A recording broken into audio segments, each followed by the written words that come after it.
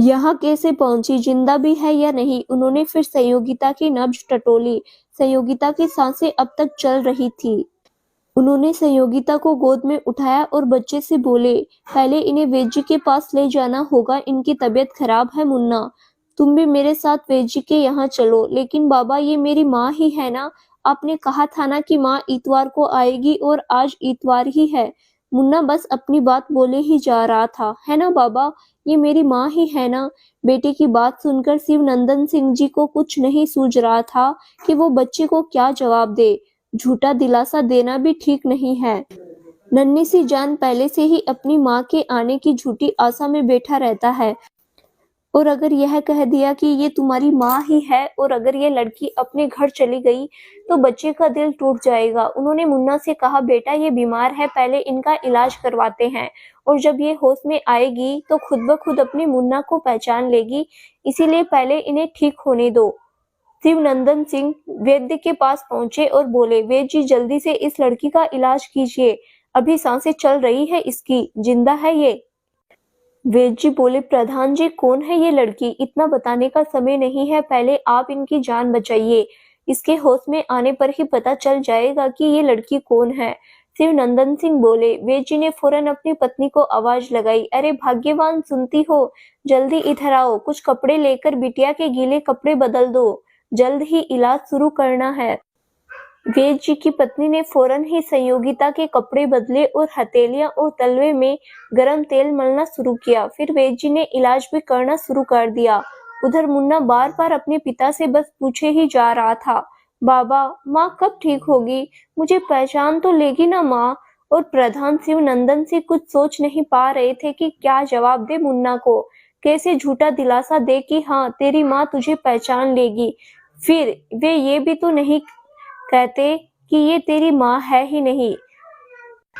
बहुत बड़ी दुविधा में थे शिवनंदन सिंह। थोड़ी देर के इलाज के बाद संयोगिता को होश आ गया। वैद्य ने फौरन शिवनंदन सिंह को पुकारा, अरे ठाकुर साहब सुनिए, बिटिया को होश आ गया है। इतना सुनते ही मुन्ना भीतर की ओर भागा और पीछे पीछे शिवनंदन भी गए। मुन्ना फौरन जाकर संयोगिता से माँ कहकर लिपट गया।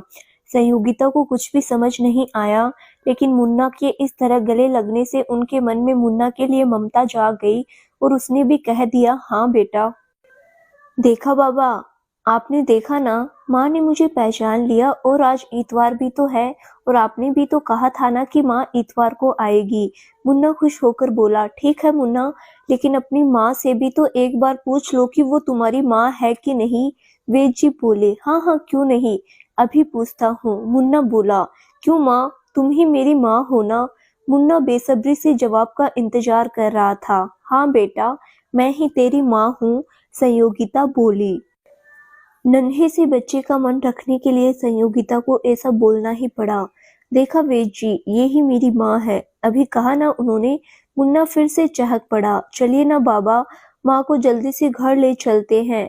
मैं माँ से बहुत सारी बातें करना चाहता हूँ, अपना घर दिखाना चाहता हूँ। मुन्ना को देखकर ऐसा लग रहा था जैसे उसे कोई खोया हुआ खजाना मिल गया हो, और वो जल्द से जल्द अपने घर की तिजोरी में कैद करना चाहता हो, ताकि माँ रूपी अनमोल खजाना उससे फिर से कोई न छीन सके। अब शिवनंदन जी बोले, एक मिनट रुको मुन्ना, तुम बाहर शेरू के साथ मेरा इंतजार करो, मैं तुम्हारी माँ को लेकर आता हूँ। ठीक है बाबा, मैं बाहर हूँ, आप माँ को लेकर जल्दी आना। मुन्ना ऐसा कहकर बाहर चला गया। अब शिवनंदन सिंह ने संयोगिता से पूछा, आपका नाम क्या है?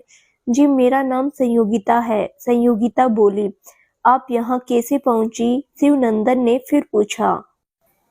जी मैं जीना नहीं चाहती थी, मेरा इस दुनिया में कोई नहीं है, मैं अनाथ और बेसहारा हूँ। जीवन में इतना दुख सहा है कि जीने की इच्छा ही मर गई है, इसीलिए खुद को खत्म करना चाहती थी, लेकिन आप लोगों ने बचा लिया। इस बच्चे को देखा तो मेरा मन पिघल गया। मुझसे ये नहीं कहा गया कि मैं तुम्हारी माँ नहीं हूँ। चलिए कोई बात नहीं, लेकिन अब आप कहाँ जाएगी? शिवनंदन जी ने पूछा। जहाँ ये किस्मत ले जाएगी, संयोगिता बोली। अगर आपको ऐतराज ना हो तो आप मेरे घर चल सकती है, वहाँ आपको कोई भी असुविधा नहीं होगी, और मुन्ना भी आपके आने से खुश हो जाएगा।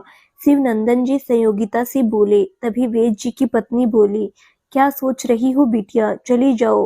वो बच्चा कैसे अपनी माँ के लिए दिन रात तड़पता है, हम सबने देखा है उसे तड़पते हुए। आज तुम्हें देखकर कितना खुश था।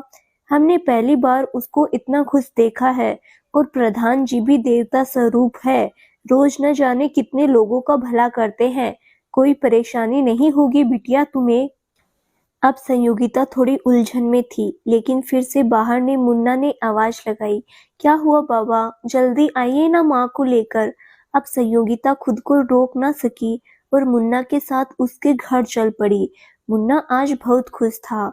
जो भी रास्ते में मिलता उससे कहते हुए जाता कि देखो ये मेरी माँ है, मैंने कहा था ना एक दिन मेरी माँ जरूर आएगी। और रास्ते भर संयोगिता के साथ बकबक करते हुए गया, माँ आज का खाना तुम बनाना, पता है महाराजिन एक भी अच्छा खाना नहीं बनाती, दाल में घी नहीं डालती और दूध में पानी मिलाकर देती है। अब तुम आ गई हो ना, तो रोज अच्छा अच्छा खाना बनाकर मुझे खिलाना और उन लोगों को भी डांटना जिन्होंने मुझे बहुत परेशान किया है। अब तो सबकी खैर नहीं है ना शेरू। और सब घर पहुंचे।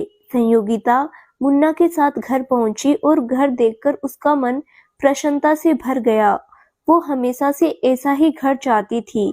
घर के सामने इतना बड़ा बाड़ा, बाड़े के एक तरफ गाय और बछड़ा एक छप्पर के नीचे बंधे थे और कुछ मुर्गे मुर्गियां और चूजे बाड़े में टहल रहे थे।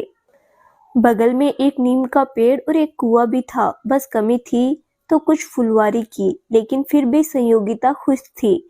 आओ माँ, आओ ना, मुन्ना ने संयोगिता से कहा।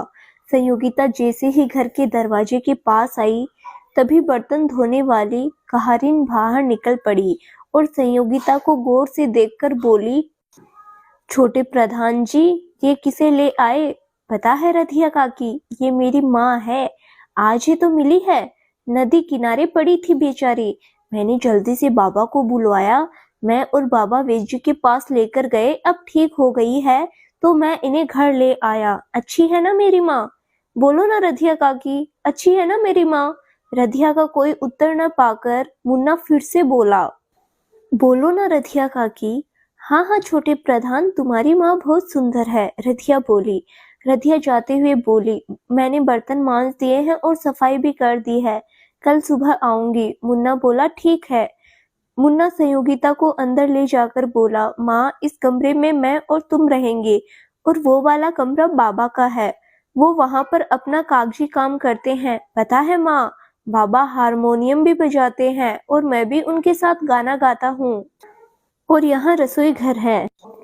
आज के बाद तुम ही मेरे लिए खाना पकाओगी और अपने हाथों से खिलाओगी भी। ये रहा आंगन और साथ में स्नानघर भी है। घर के पीछे भी काफी जगह है जहाँ मैं खेलता हूँ। संयोगिता मुन्ना के मुंह से इतनी सारी बातें सुनकर भाव विभोर हो गई और प्यार से गले लगाते हुए बोली, बस करो मेरे मुन्ने, मैंने सब सुन लिया, ज्यादा मत बोलो नहीं तो नजर लग जाएगी मेरी। शाम हो आई थी, थोड़ा अंधेरा भी होने लगा था। प्रधान जी शिवनंदन सिंह जी ने देखा कि बाड़े में सारे मुर्गे मुर्गियां टहल रहे हैं। उन्होंने सारे मुर्गे मुर्गियों को पकड़कर उनके क्वार्टर में पहुंचा दिया। फिर शेरू से भी कहा, चलो अपने घर में जाओ, और कुएं से 2 बाल्टी पानी खींचकर गाय के पास रखा।